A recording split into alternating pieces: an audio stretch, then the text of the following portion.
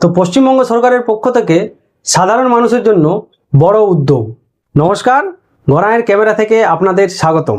আগামী 15ই জুন থেকে 17ই জুন রাজ্যের বিভিন্ন জায়গায় আয়োজন করা হচ্ছে জনকল্যাণ শিবির। এই শিবিরে উপস্থিত হয়ে আপনি কেন্দ্র ও রাজ্য সরকারের বিভিন্ন জনকল্যাণমূলক প্রকল্প সম্পর্কে জানতে পারবেন এবং প্রয়োজনীয় সুবিধা পাওয়ার জন্য আবেদন বা তথ্য যাচাইয়ের সুযোগ করতে পারবেন।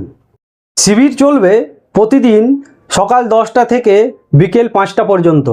তাই যারা এখনও বিভিন্ন সরকারি প্রকল্পে সুবিধা পাননি অথবা কোনো তথ্য সংশোধন বা নতুন আবেদন করতে চান, তারা অবশ্যই আপনার নিকটবর্তী জনকল্যাণ শিবিরে পৌঁছে যান।